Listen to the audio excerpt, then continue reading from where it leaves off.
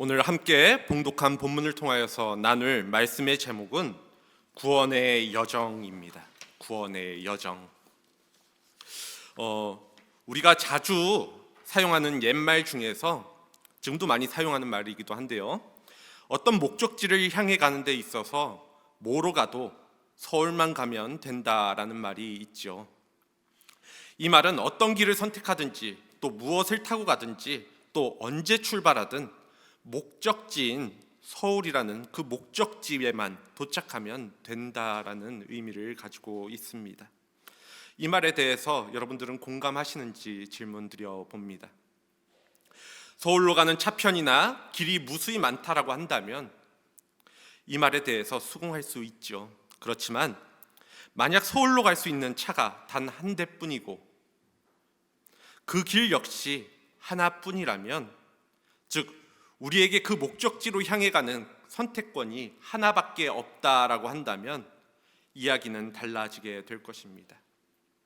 왜냐하면 시작부터 다른 차를 탔다라고 우리가 가정한다면 그 차의 목적지가 다르므로 목적지를 향해 갈 수 없게 될 것이고, 또 처음에 옳은 차를 잘 탔다 할지라도 목적지를 향해서 가는 그 길이 벗어나게 되어지면 목적지에 도착할 수 없게 될 것이기 때문이죠. 이는 우리의 구원에 있어서도 적용되어질 수 있는 것인데요. 기독교 신앙은 뭐로 가도 어떻게 해서든 서울만 가면, 서울만 도착하면 된다라고, 또 우리의 인생이 구원을 향해 가는 데 있어서 어떠한 선택을 하더라도 우리가 구원을 얻을 수 있다라고 말하고 있지는 않기 때문입니다. 오히려 반대로 정말 보수적이게도 그 목적지를 향한 차편도 유일하고 길 역시도 유일하다라고 이야기하고 있는 게 기독교의 구원이죠. 그렇기에 우리가 목적지로 하는 구원을 얻는다라는 것의 실제적인 결과를 위해서는 우리의 입장에서는 시작과 그 과정이 아주 중요하다라고 말씀드릴 수 있습니다. 그렇게 오늘 우리는 빌립보서 말씀을 통하여서 바울이 이야기하는 구원을 향한 여정의 시작과 과정이 무엇인지 함께 나누며 우리의 신앙 또한 점검할 수 있는 시간을 갖고자 합니다. 먼저 우리가 구원을 얻기 위해서, 다시 말해 우리가 최종적으로 하나님의 심판대 앞에 섰을 때 죽음을 면하는 것은 하나님이 보시기에 의로운 자여야 한다라는 점이 중요합니다. 의롭다라는 말은 곧 구원받기 합당하다라는 의미이기도 하기 때문이죠. 이러한 관점에서 하나님 앞에 의롭게 되어지는 일은 하나님께서 우리를 의롭다 칭하여 주실 때 가능한 것입니다. 나 스스로가 아무리 나 자신을 바라보면서 나는 의로운 사람이야 라고 여기고, 또 남들이 바라봤을 때 저 사람은 정말 의로운 사람이야 라고 말하는 것은 조금은 냉정하게 이야기했을 때 우리의 구원에 있어서 큰 의미가 실상은 없다라는 것입니다. 왜냐하면 그것을 판단하시는 분은 그것을 판단하는 존재는 오직 하나님뿐이시기 때문입니다.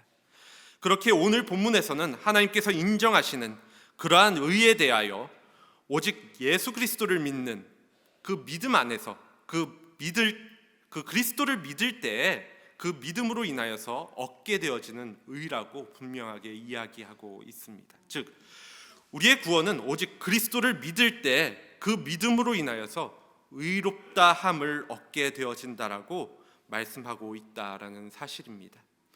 본문 9절 말씀인데요. 그 안에서 발견되려 함이니 내가 가진 의는 율법에서 난 것이 아니요 오직 그리스도를 믿음으로 말미암은 것이니 곧 믿음으로 하나님께로부터 난 의라. 믿음으로 하나님께로부터 난 의라.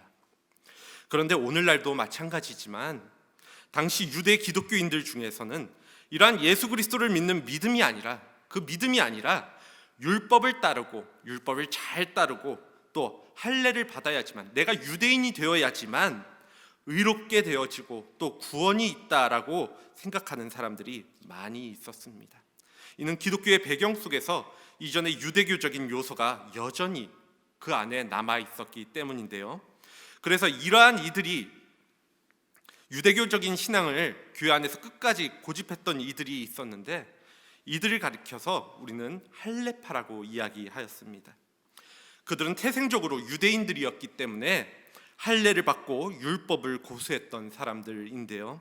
물론 자신들이 스스로 열심을 가지고 자기들의 전통대로 사는 거야 누가 뭐라고 할 수 있는 것은 아닐 것입니다. 그런데 문제는 이들이 당시 그리스에 있었던 빌립보 교회의 많은 이방인 신자들에게 니들이 구원을 받으려면 할례를 받는 것이 하나님으로부터 의로움을 얻을 수 있는 길이고 또 구원을 얻기 위해서는 그것이 필수적인 요소라고 요구했고 또 그들 스스로 율법을 지키고 할례를 받는 행위적인 부분을 의로움으로 여기고 또 자랑거리처럼 여겼다라는 것이 문제였다라는 것입니다. 우리는 이러한 행위에 따른 구원의 모습이 잘못된 것이라는 사실을 많이 익히 듣기도 하고 또 배워왔지만 그럼에도 불구하고 우리 역시도 때로는 우리의 신앙 행위를 자랑하기도 하고 또 그것을 통해서 무엇인가 업적으로 여기고자 하는 마음이 들 때가 있는 것이 사실입니다. 내 신앙은 이 정도야. 나는 사람들을 이만큼 구제하고 있어. 내가 이만큼 헌신하고 있어. 예배야 또 기도의 자리에도 내가 빠진 적이 없어. 봉사도 끊임없이 하고 있고 또 나는 물질적으로도 헌금도 많이 하고 있어. 또 무엇보다도 나는 은사도 받은 사람이야. 그러니까 나는 의로운 사람이고 나는 구원받기 합당한 사람이야 라고 생각하는 이들이 많이 있다라는 것입니다. 그리고 이러한 생각은 신앙의 연차가 깊어지면 길어질수록 많이 드러나게 되어지는 모습이기도 합니다. 하지만 바울은 이러한 과거 할례파의 주장을 구원을 얻고자 하는 데에는 아무 쓸모없는 육체의 자랑일 뿐이라고 보았습니다. 왜냐하면 바울이야말로 이러한 기준에서 본다면 그러한 그 할례파의 기준에서 본다면 그 정점에 서 있었던 사람이었기 때문입니다. 그렇기에 바울은 스스로가 말하기를 이러한 기준에서 따지고 본다면 그러한 기준으로 나를 바라본다면 나보다 더 할례파가 말하는 기준에 합당한 사람, 나보다 더 구원받기 합당한 사람이 어디 있겠느냐에 대하여 본문 4절에서 6절까지의 내용을 통해서 반문하고 있습니다. 4절부터 6절까지의 말씀입니다. 그러나 나도 육체를 신뢰할 만하며 만일 누구든지 다른 이가 육체를 신뢰할 것이 있는 줄로 생각하면 나는 더욱 그러하리니 나는 8일 만에 할례를 받고 태어난 지 8일 만에 할례를 받고 또 이스라엘 족속이요 베냐민 지파요 히브리인 중에 히브리인이요 율법으로는 바리새인이요 열심으로는 교회를 박해하고 율법의 의로는 흠이 없는 자라. 바울은 오늘 본문 속에서 할례파의 기준으로 따지면 정말 내가 타고난 자랑거리가 있다. 또 개인의 성취에 따른 내가 이룬 업적들에 따른 자랑거리가 있다라고 나열하고 있는데요. 먼저 타고난 자랑거리는 자신이 8일 만에 할례를 받은 사람이라는 것과 이스라엘 족속으로 베냐민 지파요 또 히브리인 중에 히브리인이라는 사실입니다. 이스라엘 율법에 따르면 구약의 율법에 따르면 부모가 모두 유대인인 순수 혈통의 유대인 남자아이는 8일 만에 태어난 지 8일 만에 할례를 받게 되어 있습니다. 즉 바울의 이야기는 자신은 누구보다도 태생적으로 순수한 혈통의 유대인임을 강조하고 이야기하고 있는 것이죠. 그리고 바울은 이러한 타고난 자랑거리만 있었던 것이 아니라 자신이 개인적으로 이룬 성취한 업적들 또 자랑거리도 있었음을 이야기합니다. 유대인의 기준에서 말입니다. 그것은 율법을 기준으로 한다면 바리새인이었고 열심을 기준으로 한다면 교회를 박해하는 자였으며 율법의 의로는 흠이 없었던 자라고 고백하고 있다라는 것입니다. 유대인의 기준에서 누구보다 열심히 율법을 공부했고 또 열심당원으로서 누구보다 교회를 박해하는 일에 앞장섰으며 율법을 철저히 지켜나감에 있어서 흠이 없었던 사람, 그러한 사람이 바로 자신이었다라고 이야기하고 있는 것이죠.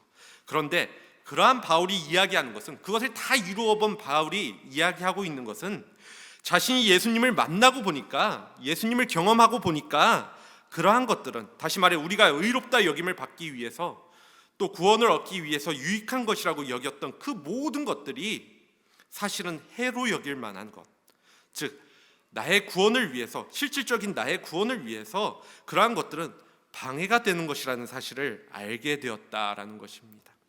이 사실을 바울은 7절을 통해서 이렇게 고백을 합니다. 그러나 무엇이든지 내게 유익하던 것을 내가 그리스도를 위하여 다 해로 여길 뿐더러, 내가 그리스도를 위하여 다 해로 여길 뿐더러. 이어지는 8절에서는 그것이 해를 넘어서 버려야 하는 배설물이라는 표현을 사용하기도 하죠. 왜냐하면 그것보다 더 귀한 진리를, 내가 그토록 지금까지 붙잡고 있었던 그것이 진리가 아니라 더 귀한 진리가 있다라는 것을 바울은 깨닫게 되었기 때문입니다. 오늘 본문 8절에서 9절 전반부입니다. 또한 모든 것을 해로 여김은 내 주 그리스도 예수를 아는 지식이 가장 고상하기 때문이라. 내가 그를 위하여 모든 것을 잃어버리고 배설물로 여김은 그리스도를 얻고 그 안에서 발견되려 함이니. 오늘 바울이 말하고 있는 품위 있고 또 고상한 최고의 진리는 두말할 것도 없이 바로 예수 그리스도입니다. 바울은 다메섹 도상에서 예수님을 만나고 그분이 어떠한 분이신지를 깨닫게 된 뒤에 이전까지 자신에게 구원을 가져다 줄 최고의 가치라고 여겼던 그 모든 자랑거리들을 내려놓게 되는 모습들을 보여주게 되는 것이죠. 왜냐하면 자신이 자부할 만한 업적이나 자랑거리가 자신에게 구원을 가져다 주는 것이 아니라 오늘 말씀에서처럼 예수님만이 구원이라는 그 목적지에 도달할 수 있는 오직 유일한 차편임을 깨닫게 되었기 때문입니다. 서두에서도 언급드렸다시피 내가 서울로 가려고 할 때 엄청 비싼, 엄청 고급진 차를 타고 간다고 한다면 편하기도 하고, 또 그것에서 내렸을 때, 또 그것을 타고 가는 모습을 보았을 때, 그 여정들을 보았을 때 사람들의 이목도 받으면서 또 자부심 있게 그 목적지에 도착할 수 있겠지라고 생각을 했는데, 만약 알고 보니까 그 차가 다른 곳으로 가고 있는 차였다 한다면 어찌해야 될까요? 그 좋은 차, 세상에서 바라봤을 때 너 참 잘 살고 있구나, 너 좋은 차 타고 다니는구나 하고 있는데 그 차가 나를 목적지로, 내가 원하는 목적지로 안 데려다 준다라고 한다면 우리가 서울이라는 목적지로 가는 일에 있어서 그 좋은 차는 의미가 없어지는 것이기에 그 비싸고 좋은 차에서 내려 서울로 가는 차를 갈아타야만 할 것입니다. 서울로 가는 차가 다른 곳으로 가는 그 비싸고 좋은 차와 비교했을 때 아무리 오래되고 또 남들이 보기에는 저 하찮은 차를 타고 다녀 라고 할지라도 말입니다. 그리고 그럴 때 그 보잘것없어 보이는 차는 어떤 차보다도 내 삶에 있어서 귀하게 여겨질 것입니다. 내가 원하는 목적지로 갈 수 있는 유일한 차편이 되어지기 때문에 말이죠. 그렇기에 바울은 이렇게 구원은 율법을 잘 지킴으로 또 할례를 받는 것을 통하여서 얻는 것이 아니라 오직 예수님을 그리스도로 믿는 믿음으로 얻어지게 된다는 사실과, 그렇게 그 의는 예수님을 그리스도로 믿기에 하나님께로부터 허락된 의라는 것을 분명히 이야기하고 있는 것입니다. 다시 한번 본문 9절 말씀 보도록 하겠습니다.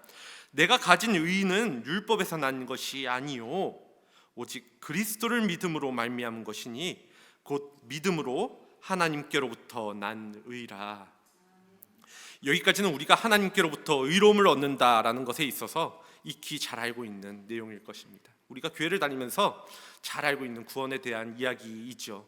그런데 이렇게 우리가 구원에 이르는 바른 차편을 잘 선택했다 할지라도, 그 시작이 잘 되었다 할지라도 그 다음 문제가 우리에게는 남아 있습니다. 그것은 그 차편을 잘 선택했다는 것이 이제 시작되었으니, 잘 선택했으니 이제 끝났으니 나는 아무렇게나 살아도 된다라고 이야기하지 않는다라는 것입니다.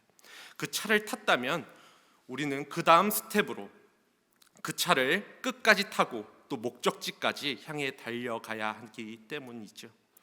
우리가 출발지에서 차를 탔다고 해서 그 차가 목적지로 순간 이동하는 것이 아니니까, 그것이 완성된 것이 아니니까, 아직 목적지에 도착한 것이 아니니까 말입니다. 이제 옳은 차를 탄 것일 뿐입니다. 그래서 바울은 12절 말씀을 통하여서 내가 이미 얻었다 함도 아니요 온전히 이루었다 함도 아니라 오직 내가 그리스도 예수께 잡힌 바 된 그것을 잡으려고 달려가노라라고 고백을 합니다.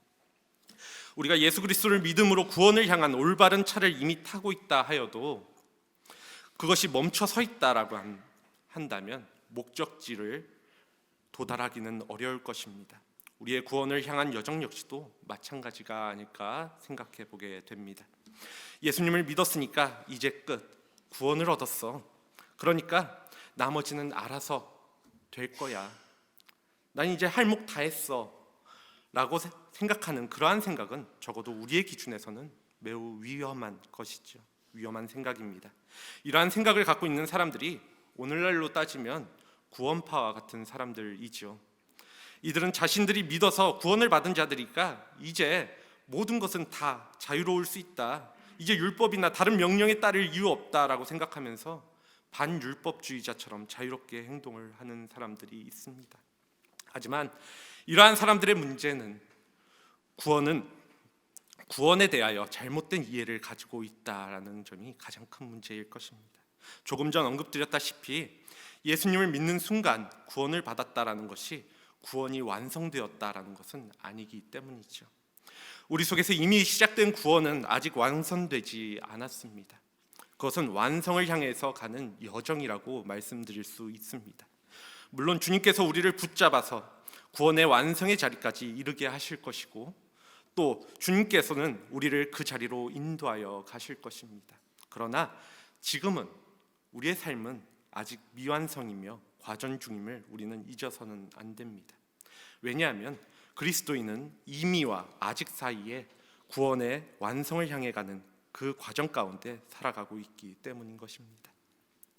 그렇게 우리는 이 정도면 되겠지 하면서 우리의 신앙을 자만하지 말아야 합니다.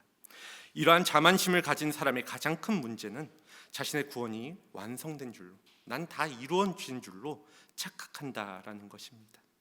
물론 이러한 생각을 하는 사람들이 대놓고 나는 구원을 얻었어, 나는 이미 완성되었어, 나는 온전히 이루었다라는 말을 하지는 않을 것입니다.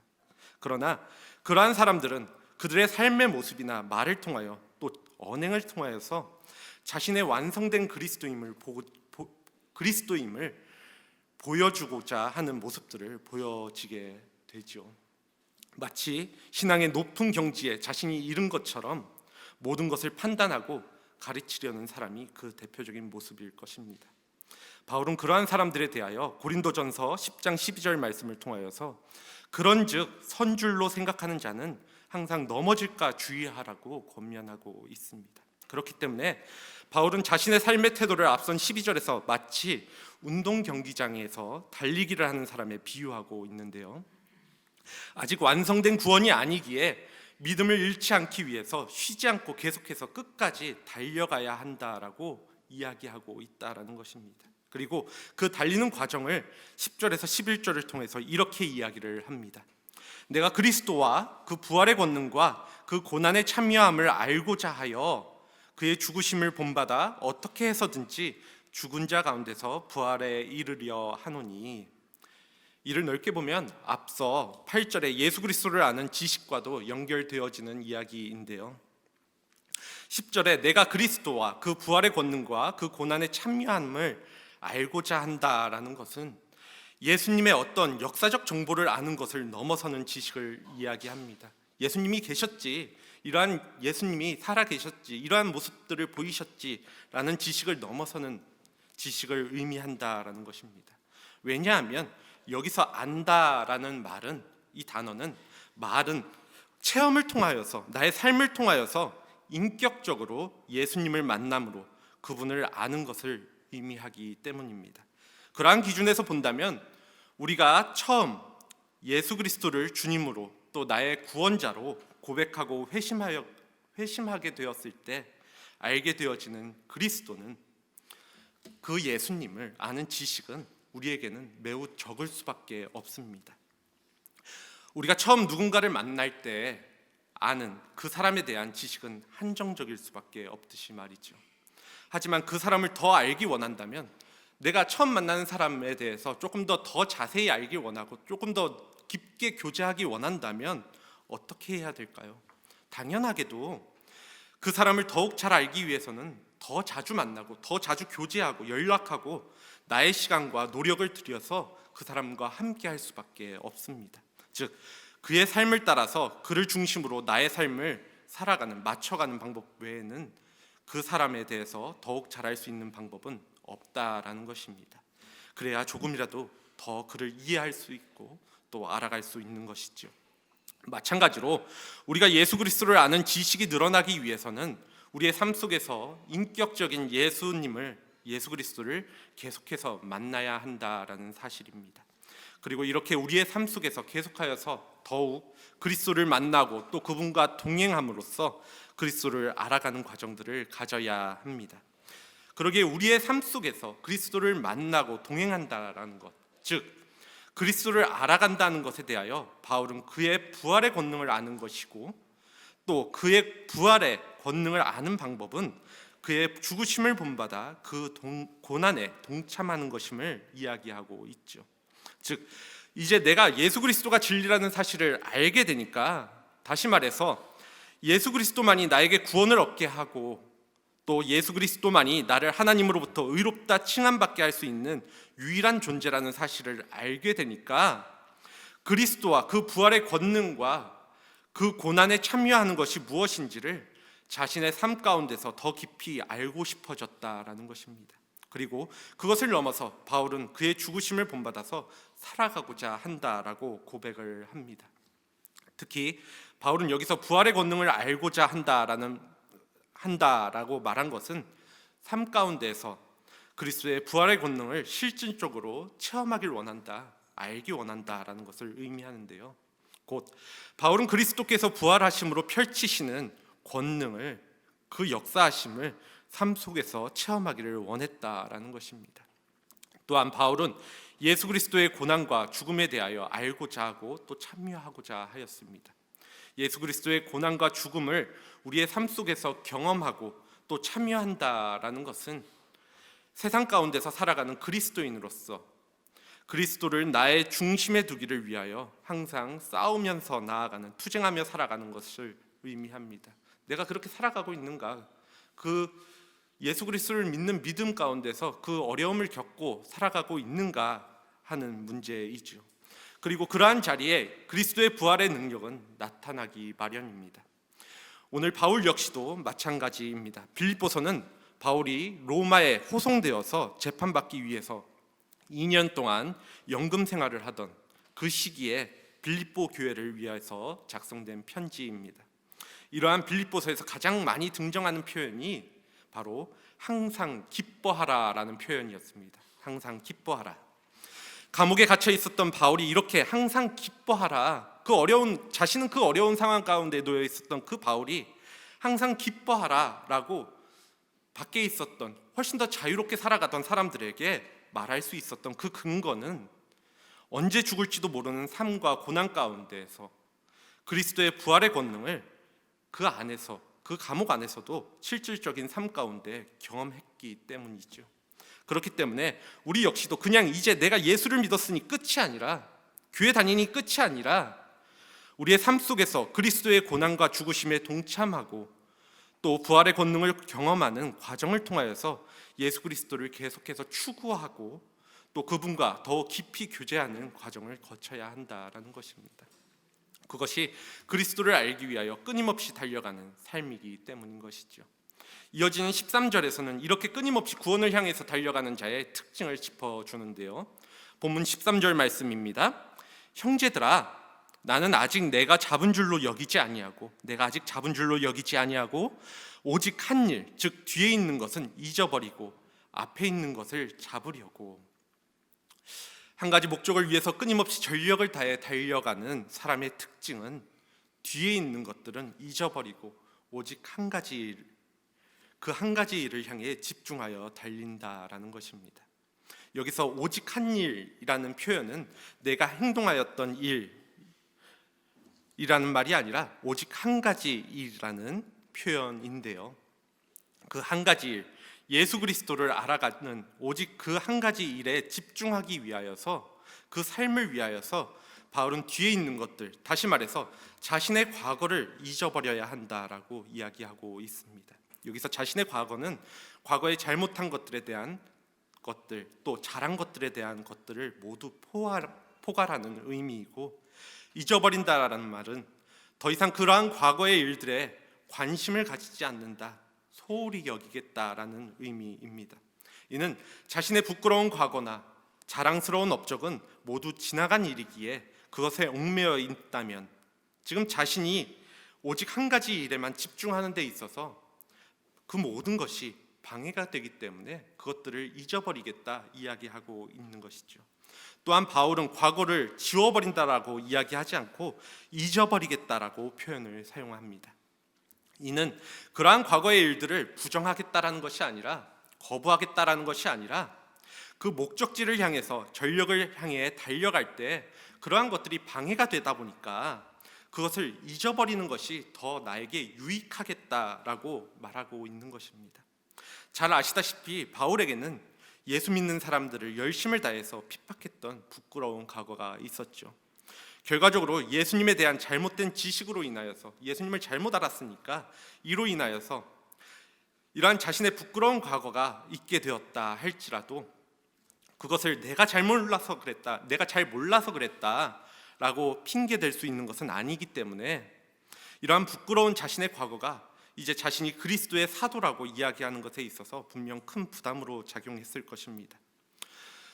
이전까지 예수 그리스도를 핍박했던 네가 어떻게 예수 그리스도를 믿는 사도라고 이야기할 수 있겠느냐라고 주변 사람들의 모진 오해와 또 핍박을 들었을 바울에게 그러한 삶은, 바울이 예수 그리스도를 따라간다는 그 삶은 부담으로 작용했을 것이 분명하다라는 것이죠. 물론 바울에게는 이러한 잘못했던 과거만 있었던 것은 아닙니다. 그리스도인으로서 자랑할 만한 업적도 무수히 많이 가지고 있죠. 이방인의 사도로 수많은 교회를 세웠고 또 고난의 자리마저도 마다하지 않고 복음을 전하였습니다. 이렇게 자신이 예수님을 믿고 이룬 업적에 마음이 사로잡히다 보면 일반적으로 그것을 돌아볼 때 쉽게 우쭐해지고 들뜨기 쉽겠죠. 하지만 이러한 마음들은 그가 예수 그리스도를 알기 위하여 달려가는 일에 있어서 방해가 될 뿐이기에 그는 그러한 과거에 대해서 더 이상 관심을 기울이지 않고 그리스도를 아는 일, 그 한 가지 일에 집중하기 위해서 그 과거는 잊어버리겠다 이야기하고 있는 것입니다. 실제로 보면 많은 사람들이 과거에서 벗어나지 못하고 살아가는 모습들을 바라볼 때가 있습니다. 과거에 받았던 마음의 상처에서 헤어나오지 못하고 또 그것에 짓눌려 살아가는 사람들도 있고, 또 어떤 사람들은 과거의 옛 영화에 묻혀서 옛 영광에 취해서 내가 이렇게 살 사람이 아닌데 하면서 현실을 부정하고 또 현실을 바라보지 못하고 과거에만 빠져 살아가는 사람들도 있기도 합니다. 또 어떤 사람들은 과거의 잘못된 선택에 대해서 그 자리로 돌아가 그때 왜 그렇게 했나 후회하면서 그 과거에 머물며 그 과거에 묶여가면서 살아가는 사람들도 있죠. 하지만 이러한 과거들에 너무 많은 의미를 부여하거나 얽매여 있게 된다면 더 나은 미래를 향하여 그 다음 걸음을 내디딜 수도 또 달려갈 수도 없게 될 것입니다. 자꾸만 뒤만 돌아보게 되는 것이죠. 그렇기에 우리 그리스도인들은 앞에 있는 것, 곧 우리가 해야 할 일인 예수 그리스도를 온전히 알아가는 일을 향하여 달려감에 있어서 이전의 것들에 얽매이지 않고 잊어버림으로 그리스도를 온전히 알고자 하는 그 한 가지 일에만 집중하여 살아갈 수 있어야 하는 것입니다. 바울은 이러한 예수 그리스도를 온전히 알고자 하는 것을 표대로 삼고 그것을 잡게 되었을 때 얻어질 부름의 상에 대하여 그 상을 위하여 끊임없이 달려간다라고 고백을 합니다. 본문 14절 말씀입니다. 마지막 절입니다. 표대를 향하여 그리스도 예수 안에서 하나님이 위에서 부르신 부름의 상을 위하여 부름의 상을 위하여 달려가노라. 바울이 예수 그리스도를 진리로 받아들이고 예수 그리스도를 알기 위하여 그토록 열심히 달려왔던 것은 이 부름의 상을 위하여입니다. 이 부름의 상이 곧 구원의 완성인데요. 그렇기에 하나님께서는 우리가 예수 그리스도 안에서 동행하며 살아감으로 우리의 달려갈 길을 다 마치게 되었을 때 우리를 부르신 이유, 즉 죽음으로부터 구원을, 또 영원한 생명을 우리에게 허락하여 주실 것입니다. 바울은 디모데후서 4장 7절을 통하여서 나는 선한 싸움을 싸우고 나의 달려갈 길을 마치고 믿음을 지켰으니라고 고백하고 있습니다. 바울이 끊임없이 삶 가운데서 그리스도를 만나고 또 동행함으로써 그분을 알아가는 과정을 통하여서 믿음을 끝까지 지킴으로써 구원을 경험하게 되었다라는 것입니다. 우리 역시도 표대를 바라보면서 이 땅에 주어진 믿음의 경주를 잘 마침으로써, 즉 믿음을 끝까지 지킴으로써 이 과정을 잘 마무리하게 되었을 때 하나님의 부르심에 합당한 삶, 곧 구원을 얻고 또 온전하게 구원을 경험하게 되어질 것입니다. 이제 말씀을 정리합니다. 오늘 바울은 행위나 율법을 통해서가 아니라 예수 그리스도를 믿는 믿음을 통하여서만 하나님 앞에 의롭게 되어지고 이를 통하여서 구원을 얻을 수 있게 되어진다라고 이야기하고 있습니다. 그리고 이러한 구원은 그것이 끝이 아니라 믿음을 끝까지 붙들고 달려가는 과정, 곧 예수 그리스도를 내 삶에 경험함으로써 알아가는 그 과정을 쉬지 않게 해나감으로써 우리에게 얻게 되어지는, 그러니까 그러한 과정이 우리에게는 필수적으로 또 필요함을 말씀하고 있습니다. 우리의 인생 여정 가운데 이런 표현들을 많이 쓰죠. 우리는 인생의 여정 가운데 있다, 삶의 여정 가운데 있다라는 표현을 많이 씁니다. 분명한 것은 언젠가 이 땅에서의 우리의 인생의 여정은 끝이 나게 될 것입니다. 언젠가 우리는 죽음 앞에 서게 될 것입니다. 그리고 그때 우리는 하나님의 심판대 앞에 모두 서게 되어 있습니다. 그럴 때 저는 개인적으로 우리 모두에게 오늘 이 시간에 나의 삶 속에서, 현재의 삶 속에서 오늘 우리의 신앙은 또 우리의 믿음은 그러한 기준에서 구원을 향해 가는 옳은 차를 타고 또 바른 길을 따라가는, 또 그 길을 최선을 다해 달려가고 있는지 스스로 질문해보고 또 점검할 수 있는 시간이 되어지기를 원합니다. 나는 정말 예수 그리스도를 나의 구세주로, 나를 구원할 구세주로 고백하는 믿음이 있는가? 그리고 그러한 구원의 주님을 알아가기 위해서 삶 가운데서 그 부활의 주님을, 구원의 권능을 경험하고 또 그리스도의 고난에 동참하면서 죽으심을 본받아 살아감으로써 매 순간 주님과 함께하고 있는가 하고 말입니다. 만일 여기 계신 분들 중에 내가 아직 그리스도를 나의 구세주로 고백할 수 있는 믿음이 없다라고 한다면 나를 안타까이 여기셔서 나를 만나주시고 또 경험함으로 그 믿음을 허락하여 달라고 기도할 수 있기를 원합니다. 또 나는 그러한 믿음이 있다 하시는 분들은 그 믿음을 끝까지 지킬 수 있는, 또 예수 그리스도를 더욱 알아가기 위해서 삶 가운데서 주님을 경험하고 또 흔들리지 않고 과거에 얽매이지 않고 달려갈 힘을 나에게 허락해 달라고 기도할 수 있기를 권면드립니다. 이 여정의 끝이 언제인지 그것에 대해서는 우리는 아무도 알 수 없습니다. 누구도 알 수 없기에 때로는 지치고 힘들기도 하겠지만, 그 여정이 너무나도 어렵기도 하겠지만, 다행스럽게도 또 위안이 되는 사실은 하나님께서는 우리가 감히 계산할 수 없는 치밀한 그 구원의 계획 속에서, 그 계획하심 속에서 우리를 먼저 찾으시고 또 부르셨다라는 사실입니다. 우리를 온전히 구원하시기 위해서 말이죠. 이 사실이 우리가 믿음을 가지고 살아가는 데 있어서 얼마나 큰 위안이 되는지, 이 땅을 살아가는 데 있어서 얼마나 큰 힘이 되어지는지 말할 수 없을 정도입니다. 내가 구원이 필요해서 내 스스로 하나님을 찾은 것이 아니라 나에게 구원을 주시기 위해 하나님이 나를 먼저 찾으셨다라는 이 절대적인 사실이 나에게 힘이 되고 또 능력이 되는 것은, 구원을 받을지 말지가 우리에게 선택권이 있는 것이 아니라, 나의 선택권이 아니라 죽을 수밖에 없는 우리를 안타까이 여기시고 구원하려는 하나님의 선택이시기 때문에, 하나님의 결단이시기 때문에 우리를 향하신 그 놀라우신 계획을 깨달을 수 되기 때문에 우리에게는 은혜가 된다라는 것입니다. 하나님이 우리를 구원하시기로 계획하시고 또 결단하셨다는데 우리가 두렵거나 걱정할 것이 무엇이 있을까 생각해 보게 되는 것이죠. 우리는 하나님께 붙들린 존재들입니다. 그렇다면 그 하나님께 우리를 맡기고 그냥 최선을 다해 달려가면 되는 것입니다. 이렇게 바른 신앙의 여정을 끝까지 믿음을 붙들고 달려갈 수 있는, 또 그 경주가 끝났을 때 어느 누구도 낙오되지 않고 온전한 구원이라는 부르심의 상을 얻을 수 있는 우리 한사랑교회 공동체 모두가 되어지기를 간절히 소원합니다. 이 시간 함께 기도하도록 하겠습니다.